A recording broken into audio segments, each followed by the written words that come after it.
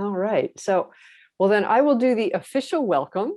Hello, everyone, and thank you for joining the webinar, Where to Start with Hybrid Meetings. I'm Laurie Durnell. I'm a principal consultant at the Grove Consultants International. And this is my colleague, Trent Wakenight, our senior consultant.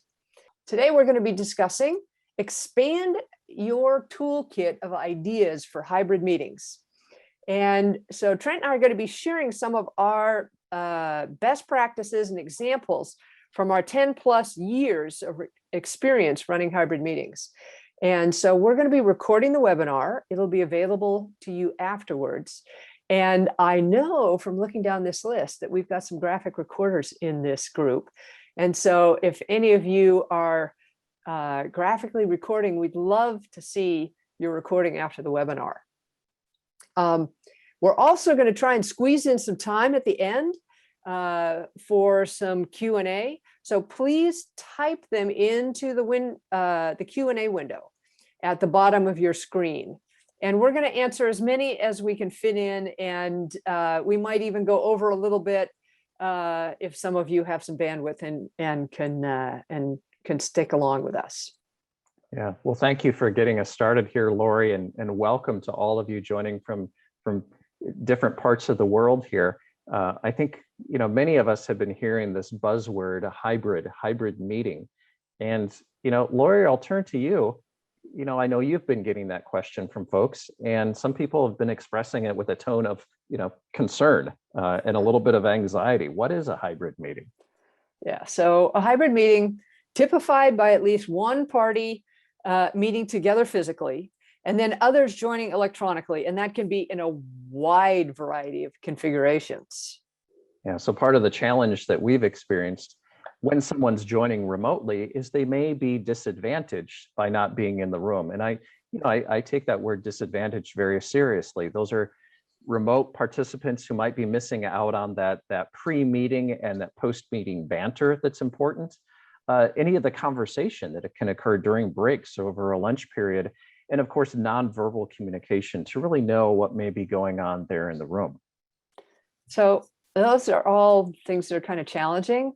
So some of our clients, and maybe some of you who are listening in, have been wondering, okay, where do I start?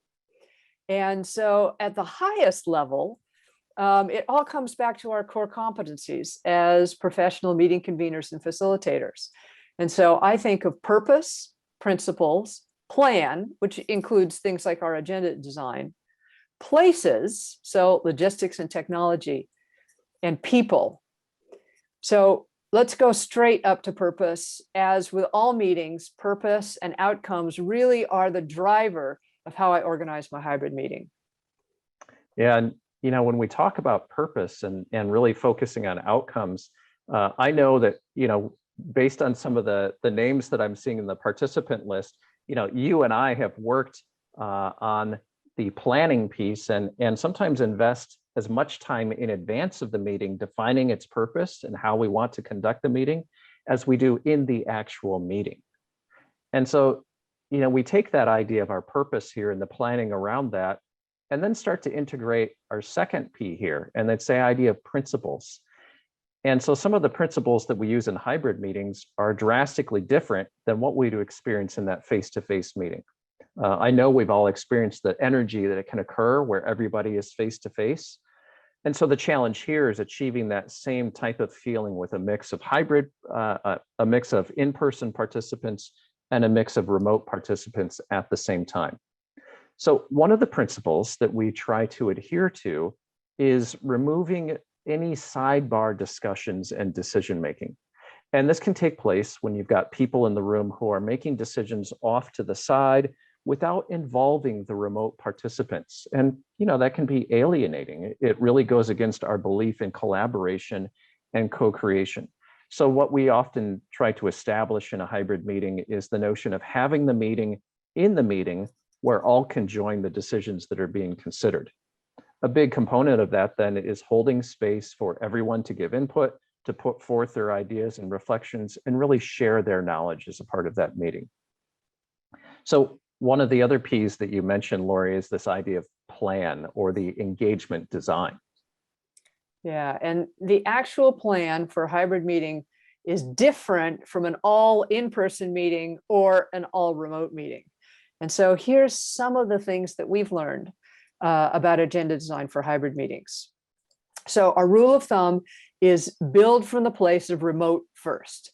We ask, what can we do to make the experiences meaningful for the folks who are remote as for the folks who are in the room? And that includes things like making sure that everybody has preliminary access to the materials. And if you're introducing any new technology, you might create a space ahead of time for people to actually test that technology. And then really build an agenda that honors the virtual participant as well as the in-room. Laurie, I know that when we planned out hybrid meetings, we like to tell ourselves that optimistically we can really accomplish about 75% of what we'd actually do in an all face-to-face meeting. And so one of the solutions to that for us here at the Grove is bringing in visual materials, graphics, slides, templates, and other things that people can use to really bring efficiency to their understanding and within the meeting. And we find, of course, that people can more easily follow along and easily contribute when we've got some of those visual components worked into it. So watch out. One of the things that you can do is be aware that something that slows down a hybrid meeting is when people don't know when they should speak and when they should stop speaking. And then, of course, how do you get input from everyone? So identify points in the agenda when it's important to have everyone's perspective or voice in the room, and then go around to each participant. I mean, liberal use of go-arounds. Sometimes a pattern in a meeting is really helpful, sort of round robin style. And it helps, of course, to have a name list next to you on a sticky note, or create a visual list for participants to see, or else, of course, just put something into the chat.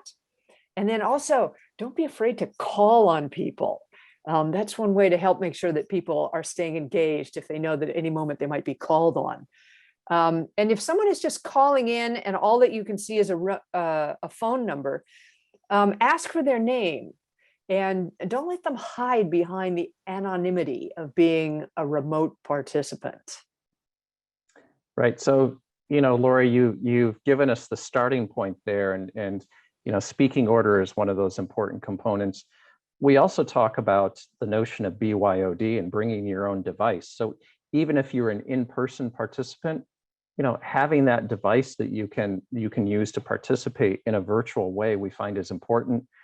When people are working on proposals together or other aspects of that, having that device as a starting point. We also like to bring in a lot of icebreakers or opening energizers that are tailored for a hybrid meeting.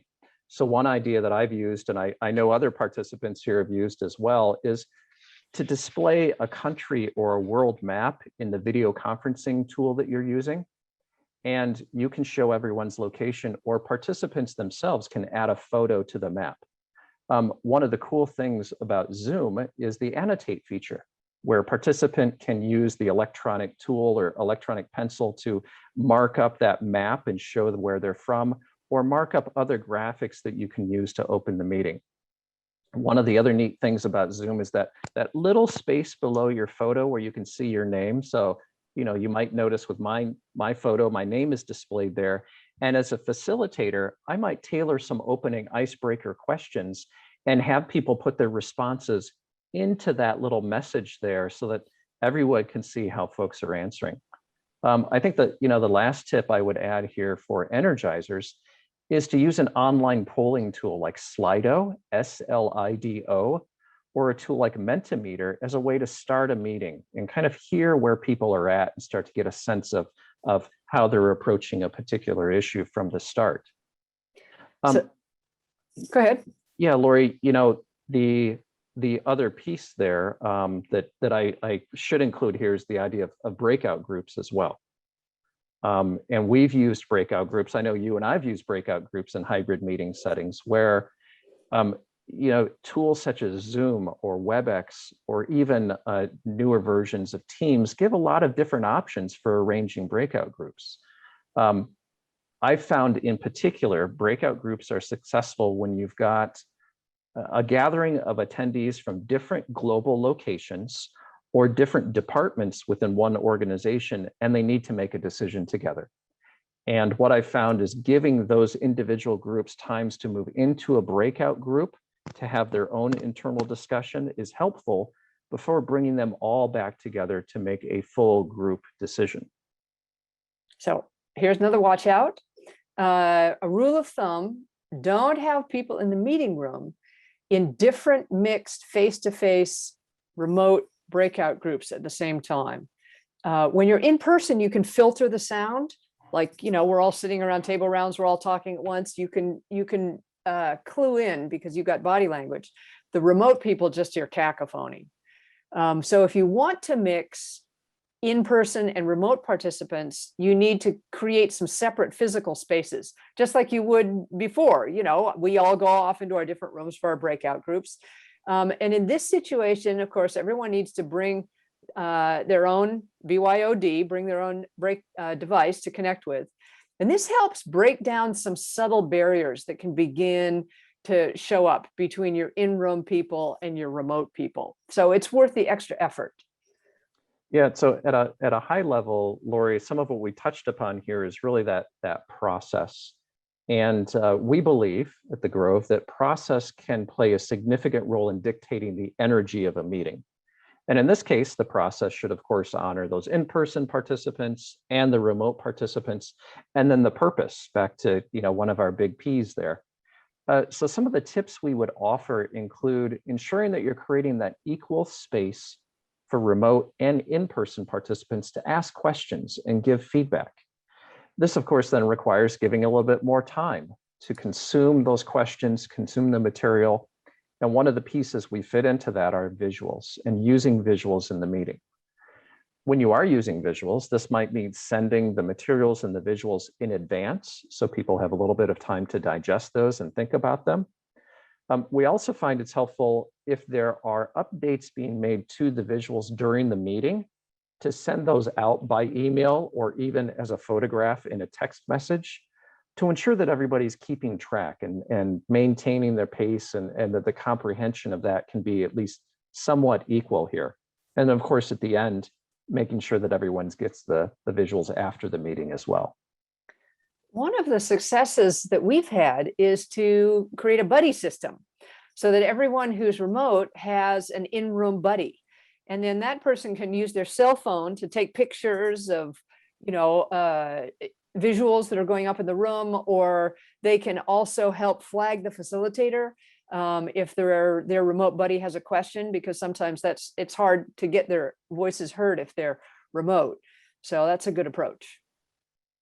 Yeah, and with that buddy system and hopefully some of the tips we'd offer for engagement, we can avoid that common question that we hear in hybrid meetings, and that is, are you still there? And asking, Bob, we know you're joining remotely. Are you still with us? Obviously we want to avoid that type of situation. Yeah. And so one of the things you can do to engage people periodically is to have everyone working online together occasionally. And then this helps equal the playing field. It helps to break down our remote, in-person barriers that are happening. And you can also use some of the wonderful virtual tools that we've discovered during the pandemic, where you can do things online that you can't do on paper and pen. Yeah, so that takes us to the 5 Ps that we mentioned, and one of those, of course, is place or places, and tied into that is technology. I know, just glancing at the participant list here, there are folks who are joining us who are visual practitioners. And I know there's many of you with whom Laurie and I have worked where you've seen how we at the Grove use visual recording and graphic recording as one of our cornerstones in the work that we do. And so for those of you who may be unfamiliar with that concept, that's where we sketch out the meeting content on a large sheet of poster paper or on a tablet computer. And in this past year, we've truly tried to adapt this practice to accommodate both in-person and remote attendees. This, of course, can be done with hard copy paper. I've done it where I've set up my poster paper and I've had cameras in the right places, and I've used screen share, or I've simply used a drawing tablet to ensure that everybody can have access to what I'm sketching out. If anything, I think hybrid meetings have expanded the value and the need for using visuals and even rudimentary drawings to build understanding among the group when we miss the comprehension that can come from being all in the same room together at the same time. So a couple other watch outs on tips for tech and visuals, and we want to make it as fail-safe as possible. So be ready for a variety of technology scenarios where a facilitator can use visuals to meet participants where they're at. So remember, internet connections can vary. Some people can't show their picture and the screen at the same time. And so some solutions when you're using visuals are send templates and presentations in advance via email. In one case, we were working with some of the Native American tribes down in the Arizona area, and we sent binders when people had no internet and they joined by cell phone. And so people were all walking along together with the same visuals and able to participate in the meeting. And so, regardless of the scenario here, we believe that camera use is vital to our work. We want people, and especially co-created drawings and charts, to be seen by all of the participants. So I found within the in-person room, having a positional camera on one that can zoom in and out is particularly useful. I had a session a few months ago where we attached a large sheet of paper to a rolling whiteboard that could be followed by the camera. And this also then means getting into a suitable space where you have the room to do that type of thing. Yeah, and if you don't have a fancy spare camera, here's another approach. In one instance, we had a 4x8 piece of paper on the wall, remote, and in the room with everyone, everyone in the room joined by Zoom. We used a spare laptop to act as a remote participant's eyes and ears, with one of the clients who really knew the content operating it. And remote people could actually then communicate with the operator. They used that person kind of as everyone who is remote used that person as their buddy. And then rather than having an adjustable camera, the operator literally picked up the laptop, which was joining as another participant, and just walked around with the laptop and did reviews of what it is that we've been talking about, which was actually really helpful for the in-room participants as well. And the other thing that's really critical, aside from the camera, is sound. Make sure that you have a testing session that everyone can hear and be heard. Encourage everybody to come in a few minutes early and just say hello to everyone and hear the hello back from them. Be on a first person name basis with the IT person in whatever facility you're meeting in. And so we like to connect that laptop or, one of the laptops in the room that's joined with a very good quality Bluetooth speaker so that the in-room people can hear the remote people as well as vice versa. Really important.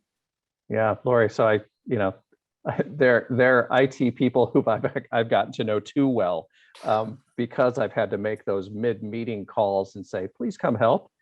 One of the ways around that is to visit the space in advance and use a remote colleague to do the "can you hear me now" type of test. This coincides with some of our pre-meeting deliverables, and that is providing all of the attendees with some best practices reminders, whether it's in an email or on a slide or in some other way, maybe even paste it into an invitation to the meeting. And what we're seeking to do there is cover a few kinds of tips, like removing distractions, encouraging the use of cameras so that we can form a human connection during the meeting. And it also encourages people to get into a suitable space. The opposite of that would be colleagues whom I've had join while using public transportation. I don't think it's anybody here on the participant list. I've had people join while walking their dog. which is, it's nice to get out. And I had one attendee join while at an amusement park, which I was actually a little bit jealous of that one. So, the rule of thumb that we sometimes use and that we're alluding to here is to really delegate the complexity of that technology. So in addition to being buddies with that IT person at the facility, you might identify a support team. I've found that it's helpful to designate a tech host. So this is someone who is not me as the facilitator. I feel like I have enough to worry about, but someone who can be that tech host, and maybe even another person who's helping with the visual notes in the template, doing graphic recording or moving sticky notes around. And you might even add a fourth person to that, and that's someone who can help keep an eye on the agenda with you. And that could be even a meeting host or the client who's helping track along with you and ensure that things are moving along where they need to be. So around all of that, Laurie, we've touched on the P's so far, but one of the other ones we haven't really touched on yet are the people. And I know, Laurie, you work with attendees from different time zones where that can be, a big challenge in a hybrid situation. Yeah, I'm going to just jump straight to my case here. Yeah. I'm working in a couple of weeks with a group that is in the Philippines and in San Francisco. And so what we've done is we've created a design where chunks of the work are actually done asynchronously. So in California, we're meeting until late into the evening, and then, which is the morning in Manila, they're going to do some breakout work in Manila in the middle of their day. And then our California group is going to do that same piece of work starting the next day, earlier in the day than our Manila people will join. And then that way, because it's really early in the morning for them. And so being able to work asynchronously is really great. So Trent, just a final, have you ever had one example of a crash and burn? Well, I have more than one. I can think of a handful here. Inevitably there's, like every fourth meeting that I'm a part of, there's somebody who has a fire alarm that goes off and they have to step away. And so you decide, okay, do we all take a break, or do we think that person will be coming back in 5 minutes or 10 minutes?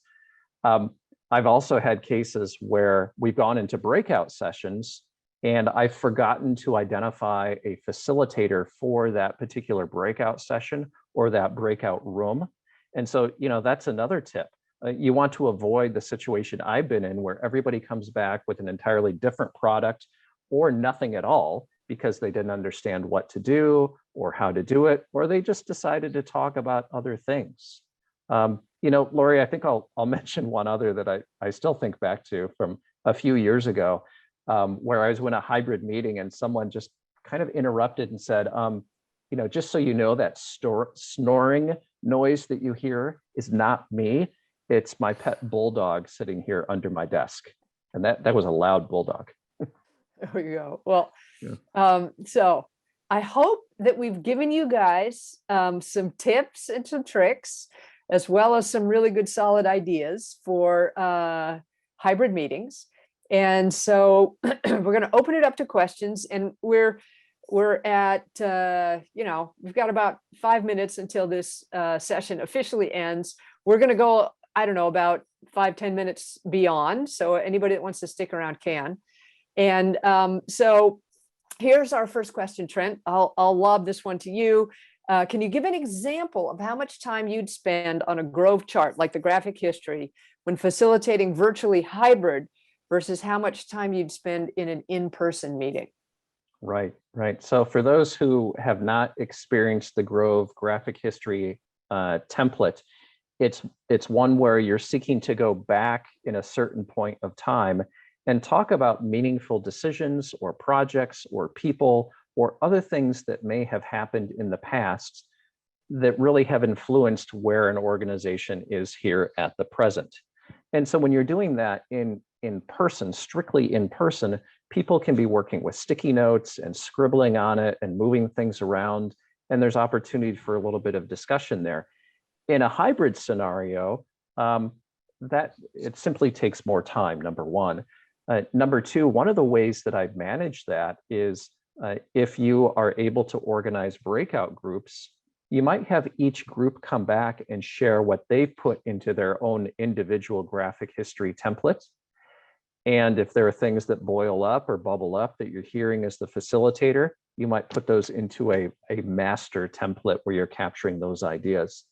I think there also can be a little bit of post-meeting work there as a facilitator working with the team to create that one combined product. But overall, it takes a little bit more time, especially when we want to hear everyone's voice and give time for some dialogue.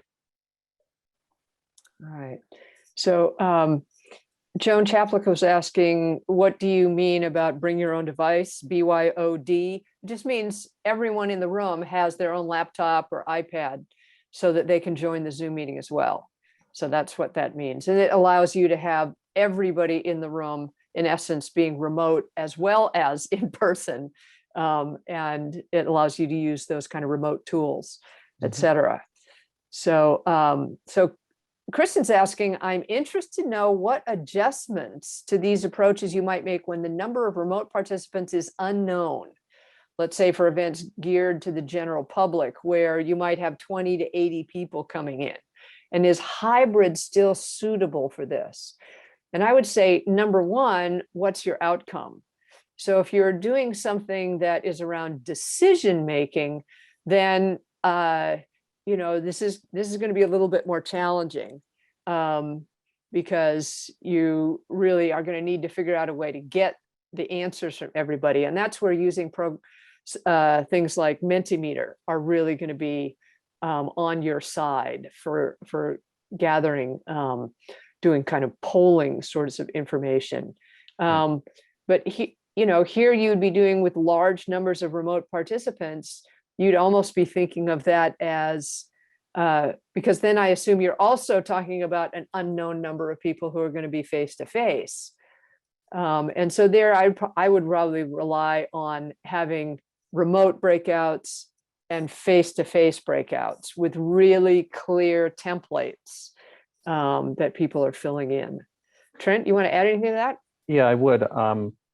Coming back to your very first point about decision-making, what that provokes, decision-making and purposes is what that provokes is really knowing the type of meeting it's going to be. Is it a decision-making meeting? Is it a presentational style meeting where you're soliciting questions and feedback?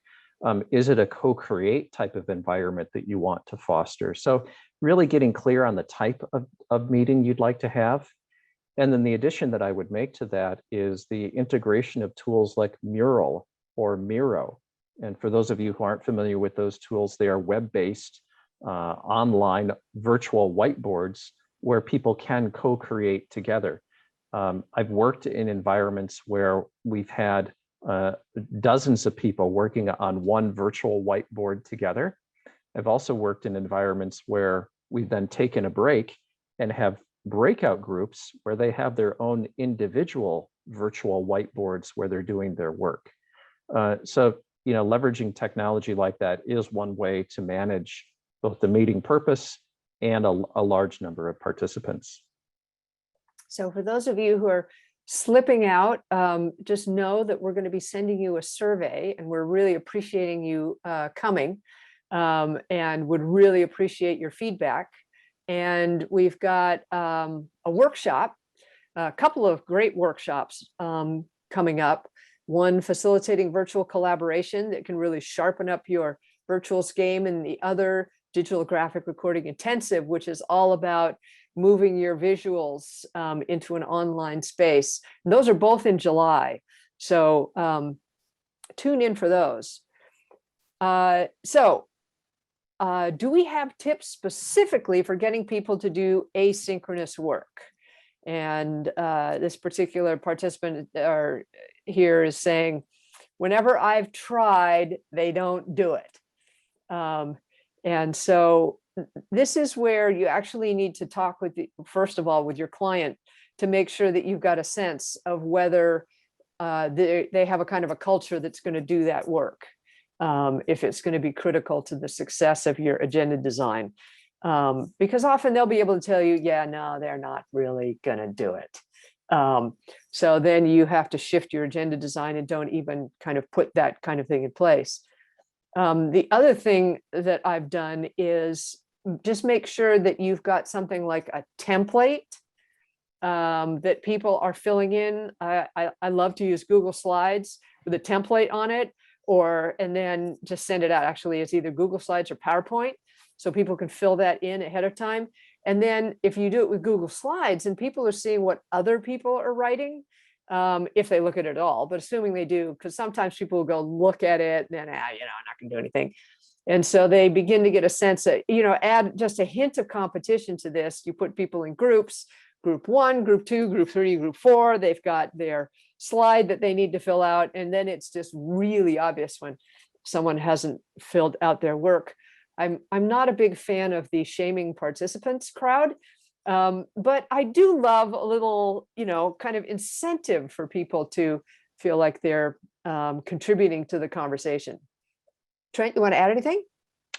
No, I really think, well, I will add one thing, sure. One of the strategies that I've used, if I know that there are going to be breakout groups or there are going to be working groups as a part of a session, is to actually schedule time for those working groups to get together in advance. At a minimum, they become familiar with the purpose for the larger meeting, kind of what to expect when they get together as a larger group. But maybe there's also time in that preliminary working group to do a little bit of homework together and come into that larger meeting prepared and able to share a product or some ideas, or at least having thought about some of the key questions in advance. Again, one of the factors of hybrid meetings is it does take more time, but that preparatory time and the time spent doing those activities can pay off in the long run. Yeah. Well, I think we've got a good final question here. The recording is going to be available. We're going to send you all the survey and also a note about this. One participant was asking avoid this in hybrid meetings. And I would say, first off, to borrow a quote from Brian Tarallo's The Horror of Online Meetings, right. Don't try and pack, 10 pounds of potatoes into a 5-pound bag. So really make sure that you've got the time and spaciousness. And if you're going to be having conversations where the content is really critical to the people, and there's a lot of what I call heat and light around this, i.e. the potential for emotions to be coming up and really challenging conversations, you just really need to build in spaciousness and a variety of ways to go from smaller to larger, because of course smaller is always safer. So make sure you've got time for individual writing, then pair share, then 4 share, then group share kinds of things. So that would be one tip I would say. Got a thought, Trent, to add to that? I think you've nailed it there, Laurie, and that is, be conscious of the fact that you're not able to accomplish as much in a hybrid meeting as you would in a strictly in-person meeting. So you might limit the number of tasks that you can create. The other aspect that I would add to that is also being aware of how the group might co-create together. And I think of situations where people are developing a document together, and you've got a group that's in person and they're all viewing the document up on the screen, and you've got individuals at home who are viewing it on their own individual computer. Be conscious of how you might balance the feedback that you're receiving from both in-person people and remote participants, and allow that level of feedback to be equal where needed. The thing I would add to that then is perhaps you also identify within the host organization a person who is that final decision maker and can say things like, okay, good enough, let's press on to the next piece, or here's what I've heard and here's the decision we're going to make, so that you can move on and keep tracking. Yeah. Well, I just really want to thank everyone for jumping in and joining the Grove to discuss hybrid meetings. And so the recordings are going to come out after the webinar. please be sure to fill out the survey. It's right there. Stay tuned for the webinar survey. And if you'd like to contact us with additional questions or comments, or if you did some graphic recording of the session, please email it to us at info@thegrove.com, which is up there on your screen. And, you know, we'd love to see you all face to face, but if not, hopefully we'll see you perhaps in a hybrid meeting sometime soon. Right. Thank you, Trent. Thank you, Laurie. Thanks, everyone. Great spending this time with you here today.